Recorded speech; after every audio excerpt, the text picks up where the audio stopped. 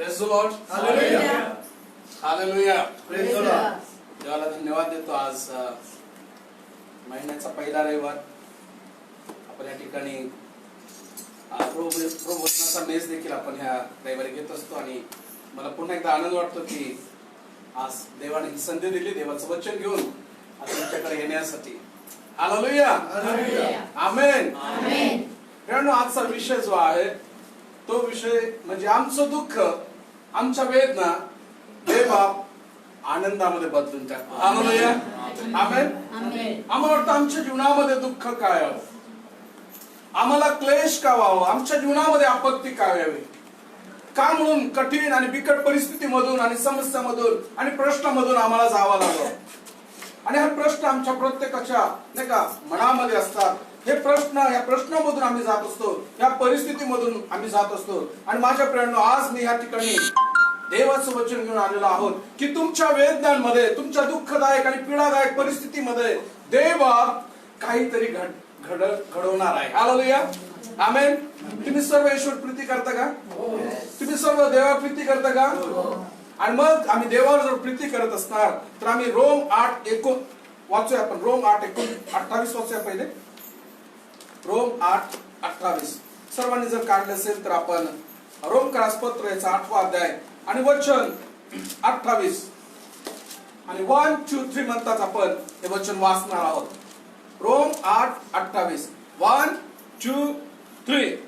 परंतु आपल्याला ठाऊक आहे की देवावर प्रीती करण्यास म्हणजे त्याच्या संकल्पाप्रमाणे बोलवल्यास देवाच्या करुणेने सर्व गोष्टी मिळून कल्याणकारक होतात. आमेन. आमच्या जीवनामध्ये ज्याही परिस्थिती येतात माझ्या प्रियांनो, जर तुम्ही देवावर प्रीती करत असाल, जर तुम्ही ख्रिस्तावर विश्वास ठेवला असाल तर माझ्या प्रियांनो देवाचं वचन म्हणतं की ते आमच्या जीवनासाठी कल्याणकारक होतात. आमेन म्हणाल का? आमेन. आमच्या जीवनासाठी कल्याणकारक घडतात. मग दुःख येऊ दे, पीडा येऊ दे, संकट येऊ दे, समस्या येऊ दे, पण आमच्या जीवनासाठी माझ्या प्रियांनो त्या गोष्टी कल्याणकारक आहेत. आमेन. आज मी तुम्हाला या जीवनामध्ये, या जीवनाच्या प्रवासामध्ये जात असताना आमच्या जीवनामध्ये ज्या परिस्थिती येतात, जे दुःख आणि वेदना येतात माझ्या प्रियांनो, त्यामध्ये देवाचा उद्देश आहे. देवाला तुम्हाला आणि मला काहीतरी गोष्टी समजून सांगायच्या आहेत. आणि म्हणून देवाचं वचन तुम्हाला आणि मला सांगतं की pain is a part of our life. वेदना किंवा दुःख हे आमच्या जीवनाचा भाग आहे. जसं आनंद आमच्या जीवनाचा भाग आहे तसं दुःख देखील आमच्या जीवनाचा एक भाग आहे. त्याला टाळता येत नाही. जर आमच्या जीवनामध्ये दुःख आलं नाही तर आम्हाला आनंदाचं एक अनुभव कसा येईल. आणि म्हणून प्रत्येकाच्या जीवनामध्ये दुःख हा एक भाग आहे. पवित्र शास्त्रामध्ये आम्ही जर पावलाच्या जीवनाकडे पाहिलं माझ्या प्रियांनो, तर पावलाच्या जीवनातून आम्ही पाहतो करिंथकराचं दुसरं पत्र आणि त्याच्यामध्ये 11वा अध्याय, करिंथकरास दुसरं पत्र 11वा अध्याय आणि वचन जर तुम्ही पाहिलं तर वचन 22 पासून तो त्याच्या जीवनामध्ये आलेले संकट, त्याच्या जीवनामध्ये आलेले पेच आणि प्रसंग आणि अडचणी याची तो या ठिकाणी यादी देत आहे. काढलं का तुम्ही? करिंथकराचं पत्र 11वा अध्याय आणि 23 पासून पुढे मी वाचतो. या ठिकाणी स्वतः पौल आपल्या लेखणीनं लिहित आहे. तो म्हणतो की ते अब्राहामाचे संतान आहेत काय? मी आहे. ते ख्रिस्ताचे सेवक आहेत काय? मी अधिक प्रमाणात आहे. श्रम करण्यात, कैद सोसण्यात, बेसुमार फटके खाल्ल्यामुळं व पुष्कळ वेळा मृत्यूच्या दाढीत पडल्यामुळं मी अधिक आहे. 5 वेळा मी यहूदांच्या हातून 39 फटके खाल्ले. 3 वेळा छड्यांचा मार खाल्ला. एकदा मला दगड मार झाला. 3 वेळा माझे गळपत फुटले. 1 दिवस 1 रात्र मी समुद्रात घालवले. मी कितीतरी प्रवास केला.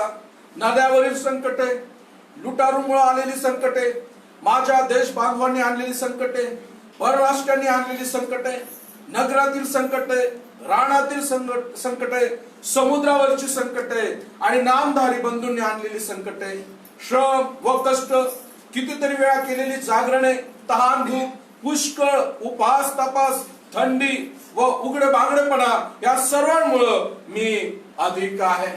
माझ्या प्रियांनो, या ठिकाणी पाऊल त्याच्या जीवनामध्ये आलेल्या संकटांची, त्याच्या जीवनामध्ये आलेल्या अडचणींची यादी देत आहे.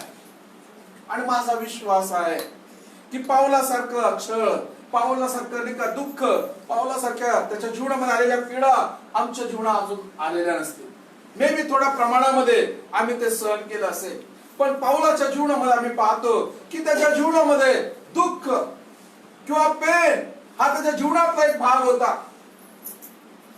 बऱ्याचदा आमच्या जीवनामध्ये संकट आले की आम्ही देवाला दोष द्यायला सुरुवात करतो. बऱ्याच आमच्या जीवनामध्ये अपयश आलं, आम्ही देवाला दोष द्यायला सुरुवात करतो. परंतु माझ्या प्रियांनो, या ठिकाणी आपण पाहतो पाऊल त्याच्या जीवनामधून तो या संकटामधून जात असताना तो देवाला नाही का कुरकुर करत नाहीये, तो ते मुखाट्याने सहन करत आहे. कारण त्याला माहिती आहे की परमेश्वर या संकटामधून जावं ही देवाची इच्छा आहे, या पीडेतनं जावं ही देवाची इच्छा आहे. देव तुमच्या नाही का दुःखाच्या परिस्थितीमध्ये, संकटामध्ये, वेदनेमध्ये परमेश्वर तुमच्या बरोबर आहे. Praise the Lord. तो त्या संकटामधून, त्या वेदनामधून तो तुम्हाला जाऊ देतो माझ्या प्रियांनो. परंतु तुमच्या सहनशक्तीच्या पलीकडे नाही, पण सहनशक्तीच्या अलीकडे तो तुम्हाला त्याच्यामधून उभं करतो. हालेलुया, आमेन. आणि म्हणून माझा पहिला पॉइंट आहे की संकट, वेदना, अडखळणं आणि समस्या, अडचणी या आमच्या जीवनातला एक भाग आहे. आमेन. म्हणून ख्रिस्तासाठी म्हणा किंवा ख्रिस्ताच्या नावासाठी जर तुमचा छळ होत असेल, वेदना तुम्हाला सहन करावा लागत असतील, मे बी कामाच्या ठिकाणी, नोकरीच्या ठिकाणी किंवा तुमच्या कॉलेजच्या ठिकाणी, देवाला धन्यवाद द्या. हालेलुया, आमेन. कारण ते वेदनातून जाणं, दुःखातून जाणं हे आमच्या जीवनातील एक भाग आहे. बऱ्याचदा चुकीचं गॉस्पल लोकांना सांगितलं जातं, परंतु खरं गॉस्पल काय आहे? देव प्रभू येशू म्हटला, माझ्या मागे जो आपला वधस्तंभ दररोज, केव्हा केव्हा? दररोज, एकदा नाही. वधस्तंभ केव्हा घालवलाय? दररोज. वधस्तंभ म्हणजे स्वतःचा त्याग, स्वतःला नाकारणं आणि ख्रिस्ताला प्रथम स्थान देणं. हालेलुया, आमेन. एक श्रीमंत निकेतन मनुष्य येशूकडे आला आणि तो म्हटला, प्रभूजी, सार्वकालिक जीवन मिळण्यासाठी मी काय करा? येशू म्हटला, आज्ञा दिलेल्या आहेत, पण मी त्या लहानपणापासून पाहतो, काटेकोरपणे पाहतो. येशू म्हटला, जा आपलं जे आहे ते काय कर, विकून टाक, गरीबाला दे आणि माझ्या मागे. याचा अर्थ काय? याचा अर्थ आहे तुम्हाला ख्रिस्ताच्या मागे चालत असताना माझ्या प्रियांनो सर्वस्व त्याग करून ख्रिस्ताला प्रथम स्थान देणं. Hallelujah, praise the Lord. आम्ही पाहतो की पाऊलाच्या जीवनामध्ये माझ्या प्रियांनो, त्याच्या जीवनाच्या शेवटापर्यंत, त्याच्या जीवनाची सुरुवात तुम्हाला माहिती आहे. जो ख्रिस्ती आणि ख्रिस्ती लोकांचा छळ करणारा पाऊल, ज्याने अनेकांना धोंड मार करून रक्त साक्षी केलं, अनेक मुलं आणि स्त्रिया आणि पुरुष यांना पकडून बंदीवानामध्ये टाकलं. शाऊलाचा देवाने ज्यावेळेस पाऊल केला माझ्या प्रियांनो, त्याच्यानंतर त्याच्या जीवनामधली एक कबुली आपण वाचूया. कोणीतरी माझ्याबरोबर नाही का, 2 कोरिंथ 12:7 मध्ये असं म्हटलेलं आहे. ओके, मीच वाचतो. प्रगटीकरणाच्या विपुलतेमुळे मी चढून जाऊ नये म्हणून माझ्या शरीरात एक काटा म्हणजे मला ठोसे मारण्याकरता सैतानाचा एक दूत ठेवण्यात आला आहे. मी चढून जाऊ नये म्हणून ठेवण्यात आला आहे. मी प्रौढी मारू नये. कारण माझ्या प्रियांनो, हा जो पाऊल होता, ज्याला आपण शाऊल म्हणत होतो, हा एक उत्तम असा नाही का देवाच्या वचनाचा अभ्यासक होता. पवित्र शास्त्रामधल्या, नव्या करारामधलं जे अनेक लिखाण आहे, जवळजवळ नाही का 75% पाऊलानं लिहिलेलं आहे. आणि तो म्हणतो की माझ्या शरीरामध्ये देवाने असा एक काटा ठेवलेला आहे, अशी एक वेदना माझ्या शरीरामध्ये सातत्य त्यानं माझ्या शरीरामध्ये मी बाळगत आहे आणि हे वेदना निघून जावी, माझ्या शरीरातून हे दुःख निघून जावं, ही पीडा माझ्या जीवनातून निघून जावी म्हणून एकदा नाही, दोनदा नाही, तर 3 वेळा मी प्रार्थना केली, परंतु परमेश्वरानं ती प्रार्थना ऐकली नाही. तर देवानं त्याला एवढंच सांगितलं की माझी कृपा तुला पुरे आहे. हालेलुया, आमेन. म्हणजे देवाचा उद्देश होता त्याच्या जीवनामध्ये या वेदनेमध्ये त्यानं जावं आणि मग तो म्हणतो की मग देवाकडून त्याला उत्तर मिळालं की माझी कृपा तुला पुरे आहे. हालेलुया. माझ्या अशक्तपणामध्ये, या दुःख आणि वेदनेमध्ये, या परिस्थितीमध्ये मला देव म्हणतो की माझी कृपा तुला पुरे आहे. हालेलुया, आमेन. माझ्या भावांनो आणि बहिणींनो, तुमच्या आणि माझ्या जीवनामध्ये जर वेदना असतील, संकट असेल, त्रास असेल, छळ असेल, पीडा असेल, तर देवाची कृपा तुमच्यासाठी उपलब्ध आहे. हालेलुया. अशक्तपणामध्येच त्याची कृपा आम्हाला प्राप्त होते. कृपा म्हणजे सामर्थ्य, कृपा म्हणजे या छळामधून, या प्रसंगामधून जाण्यासाठी देवाने दिलं आंतरिक बळ, आणि ते आम्हाला अशक्तपणामध्ये प्राप्त होतं. आमेन. माझ्या प्रियांनो, देवाच्या जीवनामध्ये, प्रभू येशूच्या जीवनामध्ये आम्ही पाहतो की भूतलावर असताना त्याचा छळ करण्यात आला, त्याला नाकारण्यात आलं.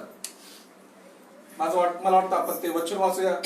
त्याचं यशाच्या पुस्तकामध्ये ख्रिस्ताच्या जीवनाचं नाही का भविष्य वर्तवताना, यशा संदेशानं ते नाही का वर्तवलेलं आहे.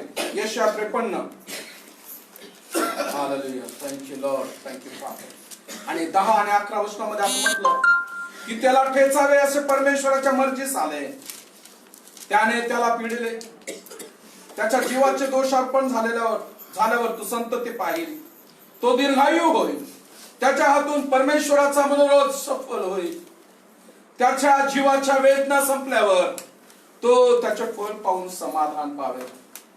तो माझा धर्मशील सेवक आपल्या ज्ञानाने बहुतांश निर्दोष ठरवील, त्यांचा अधर्माचा भार तो आपल्यावर घेईल. हालेलुया, आमेन. ख्रिस्ताला देखील माझ्या प्रियांनो, या देहामध्ये, शरीरामध्ये असताना त्याला त्याचा वधस्तंभावरचं कार्य पूर्ण करण्यासाठी त्याला त्याच्या जीवनामध्ये आपण पाहिलं की खूप नाही का, जसं गेतशेमने बागेमध्ये त्याला पकडलं, तिथून तर त्या वधस्तंभावर त्याला टांगण्यापर्यंत आपण पाहतो त्याचे हाल करण्यात आले, त्याला वेदना, त्याचा छळ करण्यात आला, त्याच्या तोंडावर थुंकण्यात आलं, त्याच्या डोळ्याला पट्टी बांधून त्याच्या मुस्कटात मारून त्याला विचारण्यात आलं तुला कोणी मारलेलं आहे, त्याच्या अवहेलना करण्यात आली. देवाचं वचन या ठिकाणी म्हणतं की त्याच्या जीवाचं दोषार्पण, त्याच्या जीवनामधून त्याने सर्वांचं नाही का पाप आपल्या स्वतःवर घेतलं. माझ्या प्रियांनो, परंतु ज्या वेळेस तो हे करणार, हे केल्यानंतर पुनरुत्थान झाल्यानंतर आपण पाहतो की त्याचं फळ पाहून देव समाधानी झाला आहे. हालेलुया. तुम्ही आणि मी जे पापामध्ये आणि नरकामध्ये होतो, आम्हाला ख्रिस्तानं त्याच्या रक्ताच्या द्वारे खंडून आणि विकत घेतलं आणि सार्वकालिक जीवनामध्ये त्यानं आम्हाला बसवलं. माझ्या प्रियांनो, आणि म्हणून ख्रिस्ताच्या जीवनामध्ये आपण देखील पाहतो की प्रभू येशूच्या जीवनामध्ये देखील वेदना होत्या, प्रभू येशूच्या जीवनामध्ये देखील छळ होता, प्रभू येशूच्या जीवनामध्ये देखील अडचणी होत्या, समस्या होत्या, आणि त्याच्यातून प्रभू येशू गेलेला आहे. हालेलुया. त्याने विजय मिळवलेला आहे. Praise the Lord. तो मनुष्य म्हणून ह्या भूतलावर आला आणि म्हणून मनुष्याचे दुःख, मनुष्याच्या वेदना, मनुष्याच्या जीवनामध्ये येणाऱ्या समस्या त्याला माहिती आहे. आमेन. माझा दुसरा जो पॉइंट आहे की तुमच्या वेदना, तुमचे दुःख तो आनंदामध्ये बदलून टाकेल, परंतु जो पहिला उद्देश जे वेदनेमधलं किंवा दुःखामधलं जे आहे ते म्हणजे दुःख आणि वेदना आमच्या जीवनाचा भाग आहे. आमेन. दुसरी गोष्ट, दुःख आणि वेदना हे आमच्या जीवनामध्ये एका विशिष्ट उद्देशासाठी येतात. आमेन.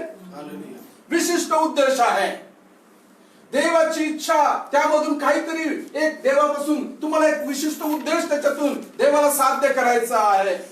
आणि दुसरी कोरिन्थीयचं पत्र 11वा अध्याय आणि 30व्या वचनामध्ये आपण पाहतो की या ठिकाणी पौल म्हणत आहे की मला प्रौढी मिळवणे भाग पडलेस तर मी माझ्या दुर्बलतेची गोष्टीची प्रौढी मिळवीन.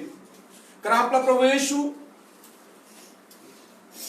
येशूचा देव व पिता जो युगानुयुग धन्यवाद आहे, त्याला ठाऊक आहे की मी खोटे बोलत नाही. माझ्या प्रियांनो, पौल या ठिकाणी पुन्हा एकदा म्हणतो की मी जर मला प्रौढीच मिळवायची आहे, मला जर घमंड जर करायची असेल, तर तो म्हणतो की मी माझ्या दुर्बल अशक्तपणाची मी प्रौढी मिळवेन. मी यासाठी अशक्तपणाची प्रौढी मिळवेन, कारण ह्या पौलाला माहिती होतं ज्यावेळेस मी अशक्त आहे त्याच वेळेस मी प्रभू मध्ये सशक्त आहे. हालेलुया, आमेन. आमच्या घरामध्ये जर 2 मुलं आहेत, मोठा मुलगा खूप तंदुरुस्त आहे, हुशार आहे, ज्ञानानं म्हणा नाही का शरीरानं म्हणा चांगला आहे, परंतु दुसरा मुलगा आहे जो नाही का मे बी लोळा आहे किंवा नाही का थोडासा पोलिओ झालेला आहे, अशक्त आहे, कमी बुद्धीचा आहे.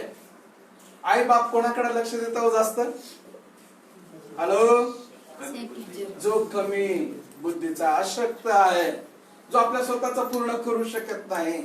आणि पावलाला हेच माहिती होतं की जेव्हा मी दीन होतो, ख्रिस्तामध्ये मी अशक्त आहे, तेव्हाच मध्ये तो म्हणतो की देवाची शक्ती माझ्यामध्ये कार्य करते. हालेलुया.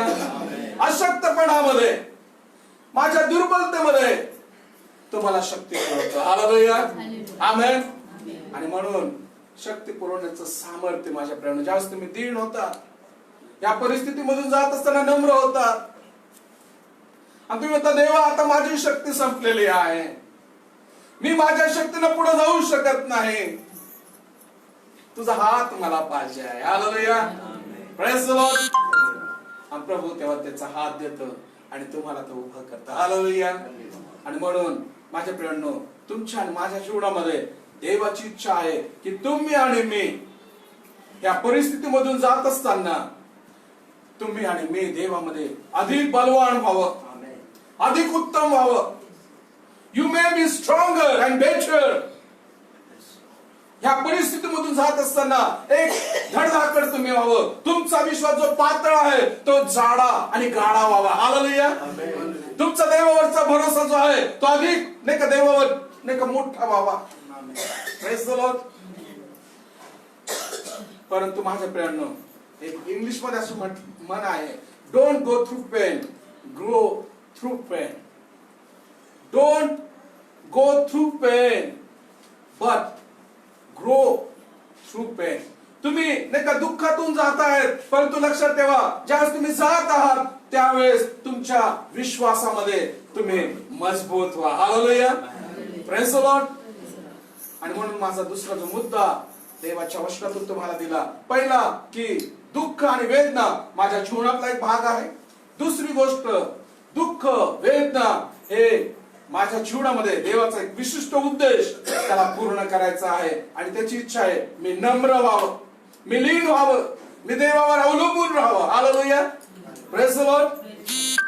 तिसरी गोष्ट, तो आमच्या वेदनामध्ये, आमच्या दुःखामध्ये देव हा नेहमी नियंत्रण करता आहे. आमेन.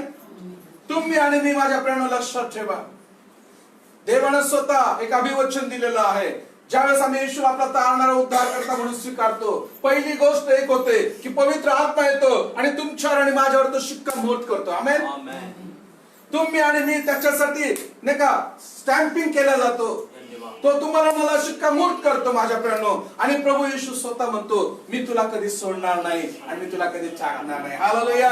या परिस्थितीमधून जात असताना, या दुःखाच्या, वेदनाच्या आणि कठीण अडचणीच्या प्रसंगामधून जात असताना एक गोष्ट कधीच विसरू नका की येशू तुमच्या त्या सर्व परिस्थितीचं नियंत्रण करता आहे. He is in control. Hallelujah. तो नियंत्रण करता आहे. परिस्थिती पेक्षा तुमचा येशू मोठा आहे. हालेलुया, आमेन. काही ठिकाणी मी असं वाचलं, काय ऐकलं की परिस्थिती जर तुम्हाला मोठी वाटत असेल, त्या परिस्थितीकडे पाहून तुम्ही असं म्हणा, हे परिस्थिती तुझ्यापेक्षा माझा येशू मोठा आहे. हालेलुया, आमेन. पहाड़ों से कहतो कि मेरा यीशु बड़ा है. हालेलुया, सामर्थ्यशाली आहे. हालेलुया. माझ्या प्रियांनो, तुमच्या आणि माझ्या दुःखाच्या वेदनामध्ये देव आमचं नियंत्रण करतो. योबाच्या जीवनामध्ये आपण पाहतो, योबाचं पुस्तक पहिला अध्याय 20 आणि 31 वचनामध्ये योब स्वतः त्याच्या जीवनातून एक कबुली देतो. योबाचं पुस्तक पहिला अध्याय 20 आणि 31 वचनामध्ये योब म्हणतो की तेव्हा योबाने उठून आपला झगा फाडला, आपले डोके मुंडले व भुईवर पालते पडून देवाला दंडवत घातले. तो म्हणाला, मी मातेच्या उदरातून नग्न आलो आणि तसाच जेथून नग्न आलो तेथे परत जायचं आहे. परमेश्वरानं दिलं आणि परमेश्वरानं नेलं, धन्य परमेश्वराचे नाम. हालेलुया. योबाच्या जीवनामध्ये माझ्या प्रिय तुम्हाला माहिती आहे, ज्यावेळेस त्याच्या जीवनामध्ये परीक्षा झाली, सैतानाने त्याची परीक्षा घेतली, परंतु परीक्षा घेण्या अगोदर त्याला देवाची परवानगी घ्यावी लागली आणि परमेश्वर त्याला म्हणाला, तू योबाची परीक्षा घेतोस, त्याच्या जीवाला दुखापत करू नकोस. हालेलुया. आणि मग आपण पाहतो की सैतानाने काय केलं, त्याचे नाही का सर्व मुलं, त्याचे सर्व जे नाही का गुरढोर होते, सर्व मरून गेले. तो नाही का कंगाल झाला, काहीच त्याच्याकडे राहिलं नाही. पण एक गोष्ट तो कबुली देत आहे, तो म्हणतो की परमेश्वराने मला दिलं होतं. योबासारखा नीतिमान पुरुष आणि धनवान मनुष्य त्या काळामध्ये नव्हता, आणि कंगाल झाल्यानंतर निपुत्र निसंतान झाल्यावर तो म्हणतो परमेश्वरानेच दिलं आणि परमेश्वरानेच नेलं. Praise Lord. धन्य त्याचे नाव. तुमच्या आणि माझ्या परिस्थितीमध्ये माझ्या प्रेरणा, तुमची आणि माझी कबुली कशी असते? बऱ्याचदा आम्ही देवाला दोष देतो, बऱ्याचदा त्या परिस्थितीकडे पाहून आम्ही आमच्या देवाला छोटं करतो, परिस्थितीला मोठं करतो. आज आमचे विचार बदलून टाकूया. हालेलुया. परिस्थितीकडे पाहण्याची आमची दृष्टी बदलून टाकूया. जगाच्या दृष्टीने त्या परिस्थितीकडे पाहतं, पण माझ्या प्रेरणा, माझी इच्छा आहे की आजपासून तुम्ही त्या परिस्थितीकडे देवाच्या वचनातून त्या परिस्थितीकडे पाहावं. हालेलुया.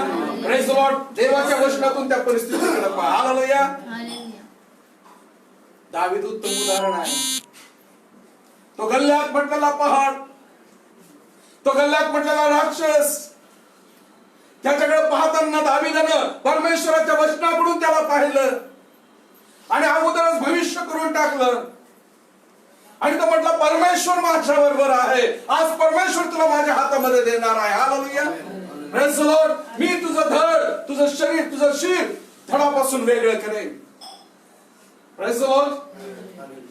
तुम्हाला आणि मला, माझ्या प्रेरणा, देवाचं वचन तुम्हाला मला सांगत आहे की तुमची कोणतीही परिस्थिती असू दे, एखाद्या तुमच्या आई वडिलांना तुमची परिस्थिती कळणार नाही, तुमच्या पतीला तुमची परिस्थिती कळणार नाही, पण परमेश्वराला ती परिस्थिती ठाऊक आहे. हालेलुया.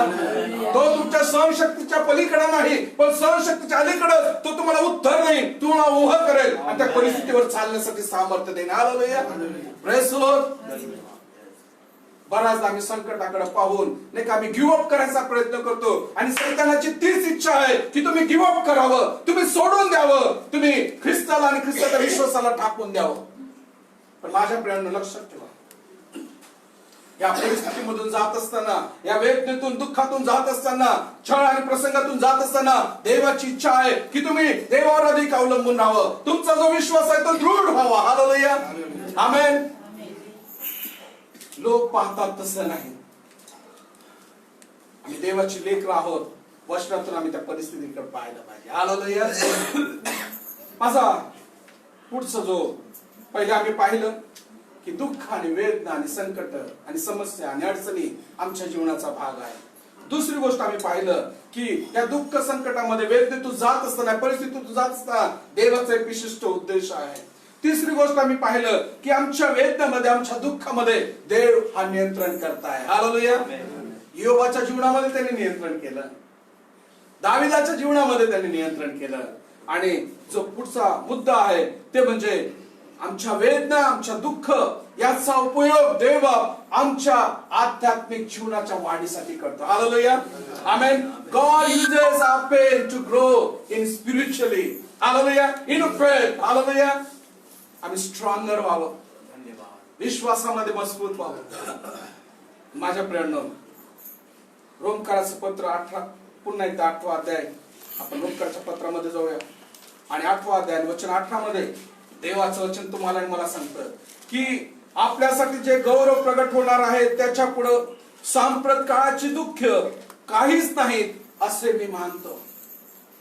पाऊल तुम्हाला आणि मला नाही का आपल्या भविष्याकडे पाहायला सांगत आहे. एक सार्वकालिक आशा आहे. तो म्हणतो की तुमच्यासाठी माझ्यासाठी एक गौरव प्राप्त करणार, एक प्रगट होणारं गौरव आहे. आणि त्या गौरवासाठी आता सांप्रत काळामध्ये म्हणजे वर्तमान काळामध्ये ज्या दुःखातून तुम्ही जात आहात, ज्या वेदनेमधून तुम्ही जात आहात, ते त्या गौरवासमोर काहीच नाही. Hallelujah, praise the Lord. आणि म्हणून माझ्या प्रेरणा तुमचा आणि माझ्या जीवनामध्ये या दुःखामधून, संकटामधून, वेदनेमधून जात असताना आम्ही भविष्य काळाकडे पाहायला पाहिजे. क्षणिक सुखाकडे पाहण्यापेक्षा मोशेच्या जीवनामध्ये आपण पाहिलं, देवाचं वचन असं म्हणतं की क्षणिक सुखाच्या नाही का मागे धावण्यापेक्षा त्यानं नाही का त्या मिस्री लोकांमध्ये राहून गुलाम होण्यासाठी त्याने राजवाडा सोडला आणि तो त्या गुलामांबरोबर, त्या इस्रायली लोकांबरोबर त्या मिस्रामध्ये त्यानं तिथे राहणं पसंत केलं.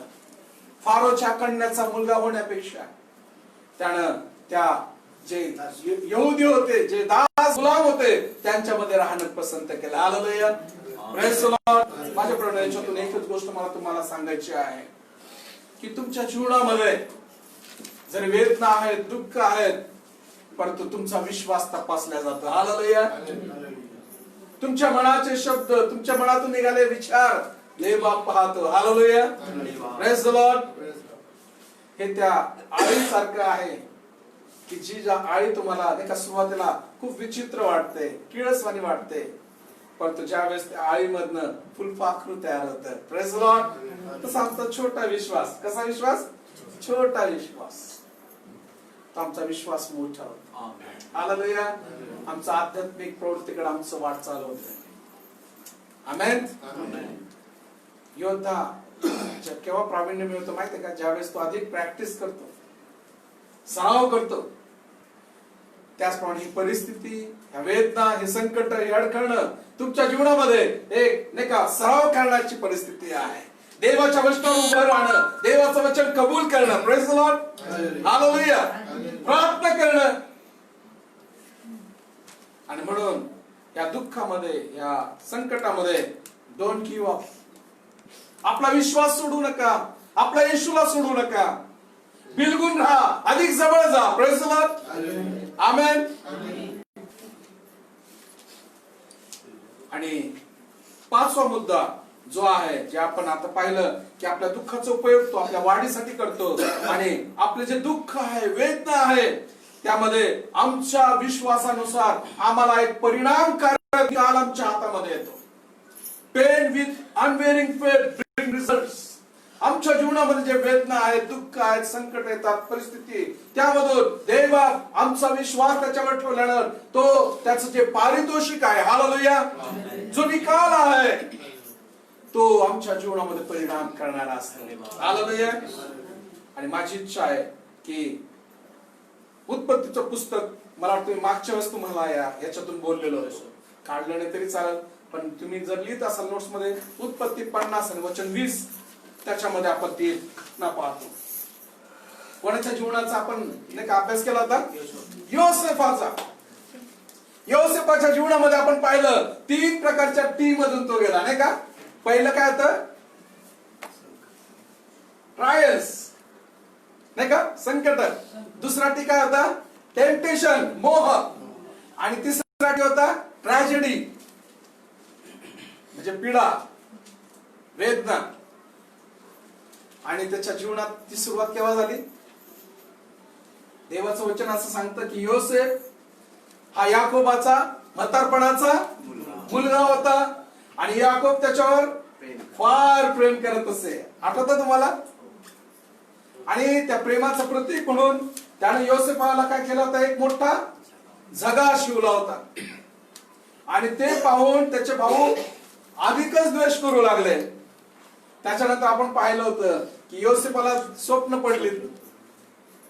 त्याच्या पेंडीला सर्व 11 पेंड्या काय करतायत? नमन करतायत. आणि दुसरं स्वप्न पाहिलं की सूर्य, चंद्र आणि 11 तारे त्याला नमन करत आहेत. ज्यावेळेस हे दोघं स्वप्न सांगितले, त्याचे भाऊ तर द्वेष करतच होते, अधिक द्वेष केला. पण आई बापांनी देखील म्हटलं, अरे आम्ही काय तुझं आता नमन करायचं का? पण याकोबाने ते स्वप्न आपल्या हृदयामध्ये सांभाळून ठेवलं. आणि त्याच्यानंतर आपण पाहतो योसेफाच्या जीवनामध्ये, त्याच्या जीवनामध्ये ट्रॅजेडी सुरू झाली. त्याच्या भावानं त्याच्या अंगावरचे कपडे काढले, त्याला खड्ड्यात टाकलं. त्या इस्माइली मिद्यानी लोकांना विकून टाकलं. त्या मिद्यानी लोकांनी नाही का मिस्रामध्ये जाऊन त्या पोटिफराला नाही का जो अंमलदार होता त्याला विकून टाकलं, कमांडर त्याला विकून टाकलं. तिथेच योसेफाची ट्रॅजेडी संपली नाही. त्याच्या जीवनामध्ये ट्रायल सुरू झाली. पोटिफराची पत्नी नाही का त्याच्यावर नाही का तिची नजर वाईट होते. योसेफ तरुण मुलगा बांधेसूद असं लिहिलेलं आहे. आणि त्याच्यावर नाही का मोहाचा प्रसंग टाकण्याचा प्रयत्न केला, त्याला आपल्या नाही का जवळ बोलवण्याचा प्रयत्न केला. पण देवाचं वचन म्हणतं की योसेफ पळून गेला. हालेलुया. टेम्पटेशन मधून, त्या मोहामधून पळून गेला. माझ्या प्रियांनो, त्याच्या भावांनी त्याचा द्वेष केला, त्याच्या भावांनी त्याच्यावर संकट आणली.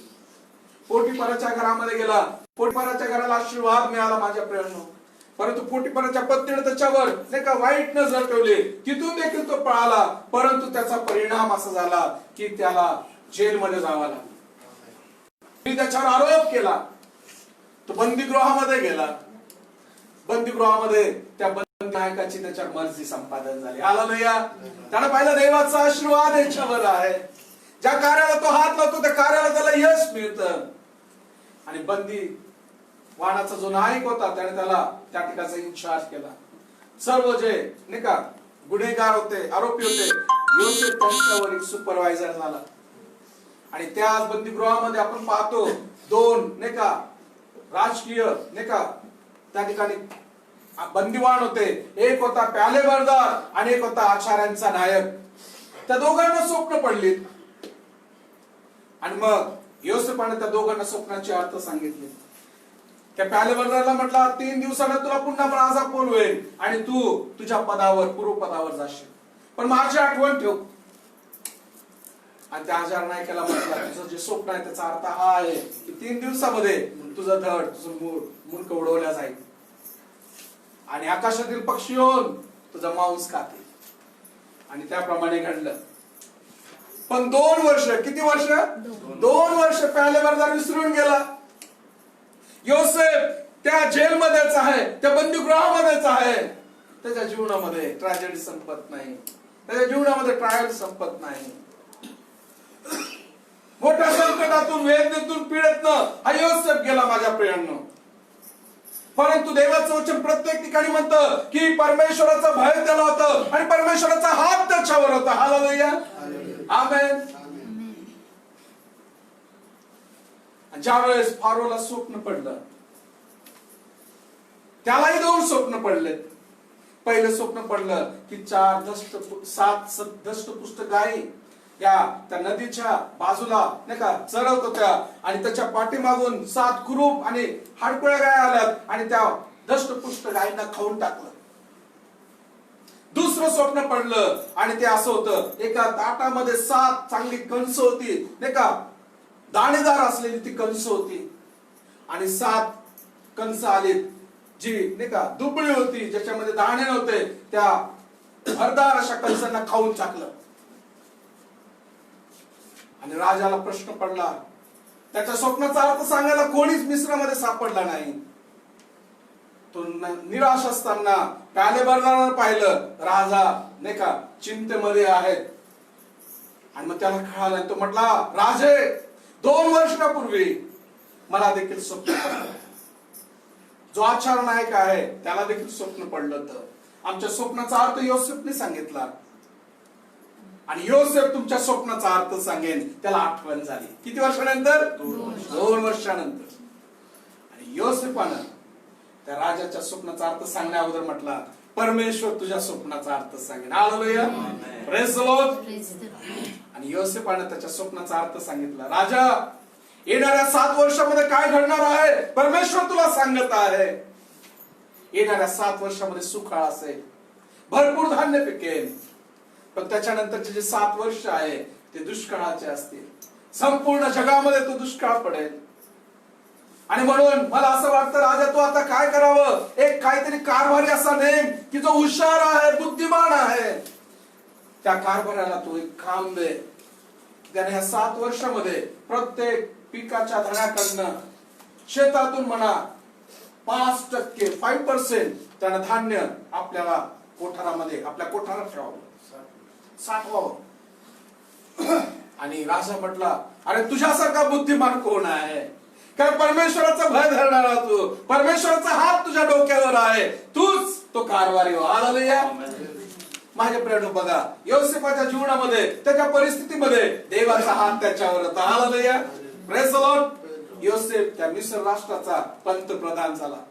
राजाने आपली मुद्रिका काढली आणि म्हटलं, योसेफ ही मुद्रिका तुझ्याकडे असू दे, मी फक्त नावाचा राहीन, तू सर्व अधिकार वापर. Praise the Lord. हालेलुया. एक इब्री मुलगा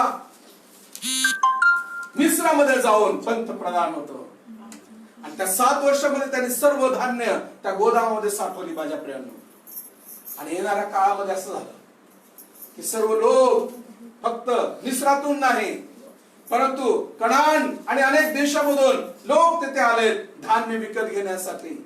आणि मग तिथून पुढे तुम्हाला मी मागच्या वेळेस सांगितलं होतं, याकोबाने त्याचे 10 पुत्र पाठवले. आणि मग कशा रीतीने तो नाही का इन्काउंटर तो योसेफा बरोबर झाले, योसेफाने ओळखलं. आणि मग तिथून पुढची तुम्हाला इन शॉर्ट तुम्हाला थोडक्यामध्ये सांगतो. ज्यावेळेस त्या भावांना कळालं की हा पंतप्रधान दुसरा तिसरा कोणी नाही, ज्यावेळेस योसेफाने ओळख करून दिली, त्यावेळेस देवाचं वचन असं म्हणतं, ते खूप भ्याले. त्यांना कळालं की आपण आपल्या भावाला विकून टाकलं, आपल्या बापाशी आपण खोटं बोललो, त्याचा जगा घेतला आणि बकऱ्याच्या रक्तामध्ये मिसळून तो आपल्या बापाला दाखवला आणि म्हटलं, तुझ्या मुलाचा हा जगा आहे का? त्याला हिंस्र पशुने खाऊन टाकलेला आहे. त्याला जिवंतपणे मारल्याची बातमी आपल्या बापाला दिली, आपल्या भावाला विकून दिलं. आणि मग ते घाबरले यासाठी की आता आपला भाऊ बदला घेईल, आपण आपल्या भावाबद्दल दुष्कृत्य केलेलं आहे, त्याचा तो आता बदला घेईल. ते घाबरले. बांधून देवाचं वचन असं म्हणतं, योसेफ त्यांना म्हणतो की तुम्ही माझ्यासाठी जरी वाईट योजलं, तुम्ही जर मला विकून टाकलं, माझे कपडे काढून मला अर्धनग्न केलं, तरी लक्षात ठेवा, तुम्ही माझ्यासाठी वाईट योजलं, परंतु तुमचे प्राण वाचावे. तुमच्या बरोबर जे 70 लोक आहेत, त्या सर्व 70 लोकांचं आणि राष्ट्रातील अनेक जगातील लोकांचं प्राण वाचावं, म्हणून परमेश्वरानं या सर्व गोष्टी माझ्यासाठी चांगल्या केलेल्या आहेत. हालेलुया. फक्त माझ्यासाठी नाही, तर तुमच्यासाठी देखील चांगल्या केलेल्या आहेत. हालेलुया. Praise the Lord. माझ्या प्रियांनो, बऱ्याच वेळा आमच्या जीवनामध्ये असे प्रसंग येतील, दुःख होईल, वेदना होतील, संकट येतील, त्रास होईल, अवहेलना होईल, लोक तुमच्या विरोधामध्ये बोलतील, लोक तुमच्या विरोधामध्ये आरोप करतील. लक्षात ठेवा, प्रभू येशू तुमच्या बरोबर आहे. हालेलुया. Praise the Lord.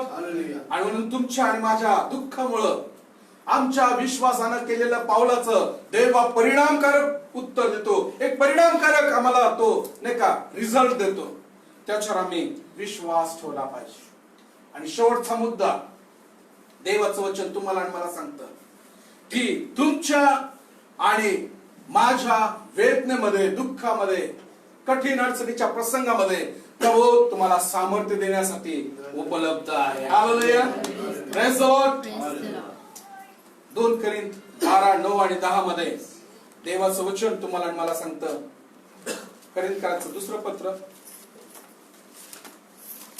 12 अध्याय आणि 9 आणि 10 मध्ये तो म्हटला की तो जो काटा आहे, ज्या काटासाठी पावलाला दुःख आणि वेदना होतात, ज्यानं 3 वेळा प्रार्थना केली, तो पाऊल म्हणतो, हा काटा माझ्यातून दूर व्हावा अशी मी प्रभूजवळ 3दा विनंती केली, परंतु त्याने मला म्हटले, माझी कृपा तुला पुरे आहे, कारण अशक्तपणामध्येच शक्ती पूर्णतेस येते.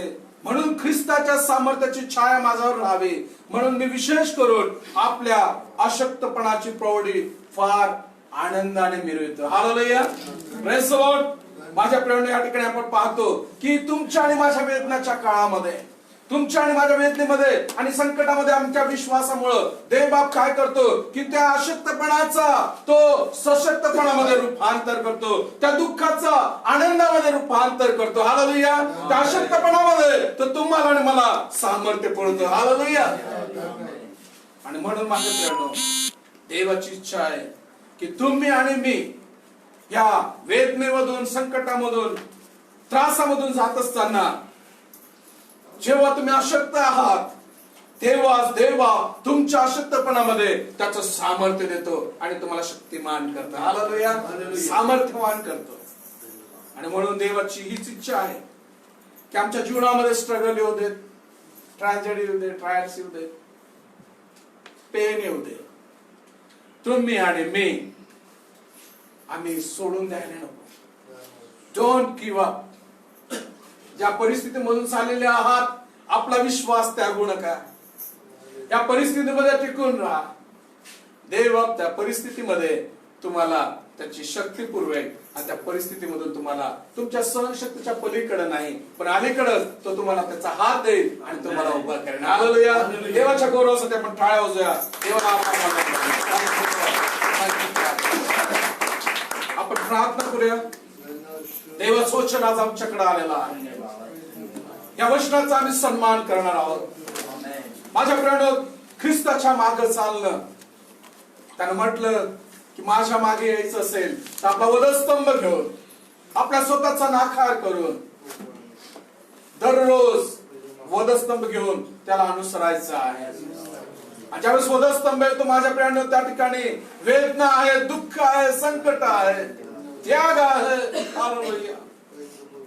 परंतु प्रभू येशू म्हणतो, भिवू नका, मी तुमच्या बरोबर आहे, मी जगाला जिंकलेला आहे. हालेलुया. परिस्थितीला म्हणा, येशू तुझ्यापेक्षा परिस्थिती मोठी आहे. परिस्थितीला त्या सांगा की परिस्थिती तुझ्यापेक्षा माझा येशू मोठा आहे. जगामध्ये किती मोठी परिस्थिती असू देत, किती मोठं सैतानाचं साम्राज्य असू दे, त्या साम्राज्याला म्हणा की तू जो आहे त्याच्यापेक्षा माझ्यामध्ये जो आहे तो महाशक्तिमान आहे, तो सामर्थ्यशाली आहे. थँक्यू. आपले डोळे बंद असताना विनंती करतो, आमच्यामध्ये डॅनियल दादा आहे, प्रार्थना करते.